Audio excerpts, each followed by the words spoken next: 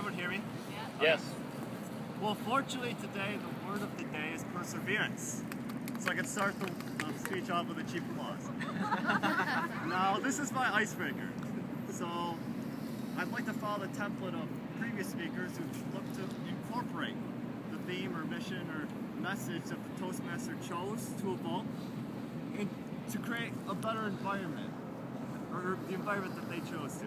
So in doing so, I thought about what did I have to say about the moment. The moment.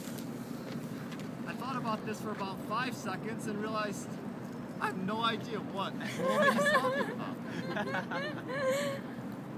Now there was a great quote by an even greater man, William Smith, in a movie called Hitch, who said, "It is not the amount of breaths you take, but the amount of moments in life that take your breath away that matter."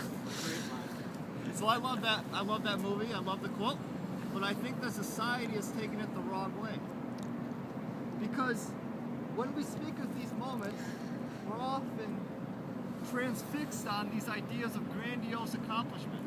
When someone asks you to tell what was the highlight of your year, or whatnot, they talk of large things that they persevered through, and such as if you were to score well in the MCAT, or if you were to, the moment in time when you were accepted to your first choice graduate school, or offered your dream job promotion in Washington, D.C. Now, those are awesome, and I love hearing about stories like that. I just wonder if we focus and set our expectations so high, do we often or ever run the risk of forgetting the little things? Now, I'm not here to patronize anyone. I don't think I'm any more wise, and I can relate to most of the people before you. Most of you have exams, extracurriculars to worry about. You're trying to get into top-level jobs in Amazon, GE, or Goldman Sachs, for example. The other half of you might be wanting to go to top-tier graduate schools. So that's extremely competitive, so you have to focus and focus. And anything that doesn't catch your attention just gets brushed aside at the wayside. 95% of your life is just white noise. And the things that stand out, you go off your recall. I would just hope that everyone takes a second and tries to focus on the little things. Is anyone familiar with the spoken word poet Sarah Kay? No? Well, she's a quite talented, fairly young, 23-year-old spoken word poet who had a specific quote or poem that I watched yesterday. And in it, a few lines are fitting tribute to the theme of tonight. She said, "When I meet you, I'm no longer part of your future. I start quickly becoming part of your past.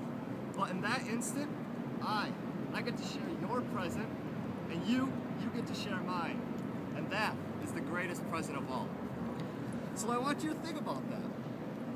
That's just one simple interaction that you have every day to make a huge impact on someone's life. I want you to ask yourself a question. What was the highlight of your life yesterday? What was the highlight of your life the past week, for instance? Maybe something that, if you were to have this grandiose accomplishment that's deemed by society as prestigious or momentous, let's brush that aside and let's look for just a conversation with a stranger, or staying up all night with a roommate to chat about life. If you have not had such experience, I urge you to be a little more receptive and a lot more proactive. Because if that